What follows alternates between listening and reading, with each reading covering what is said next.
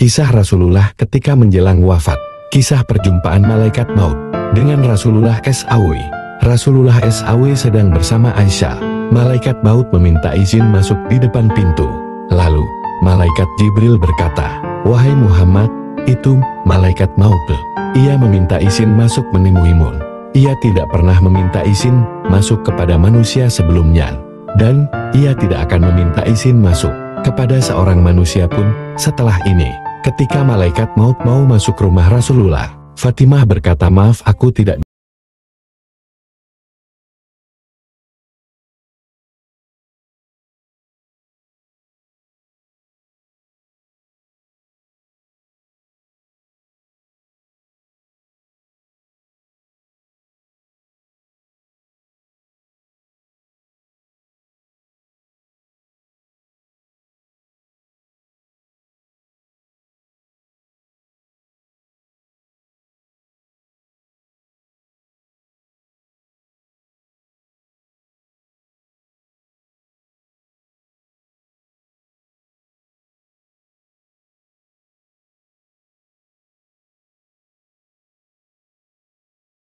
lakukanlah apa yang diperintahkan kepadamu."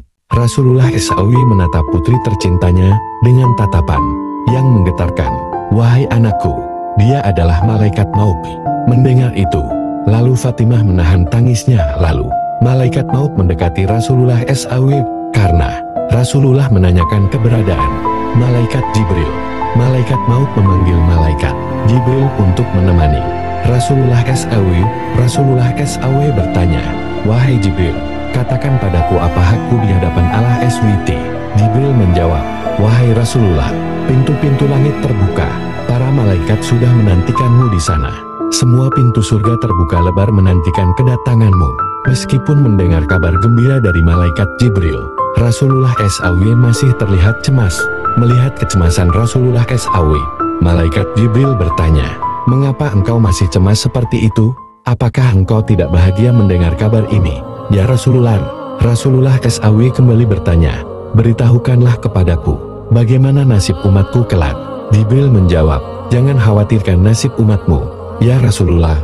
Allah Subhanahu wa Ta'ala berfirman kepadaku, Aku telah mengharamkan neraka bagi umat Muhammad." Rasulullah SAW merasa sedikit tenang. Tak terasa, saat-saat kepergian sang Rasul semakin dekat, malaikat Israel terlihat sedang menjalankan tugasnya. Perlahan-lahan, ruh Nabi Muhammad SAW diambil. Rasulullah memohon kepada Allah agar sakaratul maut umatnya tidak sakit. Rasulullah SAW berbisik, "Jagalah salat dan peliharalah orang-orang lemah di antara kalian." Lalu berbisik, "Ummati, ummati, ummati, umatku, umatku, umatku." Tangisan terdengar di sekeliling dan Fatimah menutup wajahnya dengan tangannya. Rasulullah SAW pun wafat pada Senin, 12 Rabiul Awal tahun 11 Hijriah.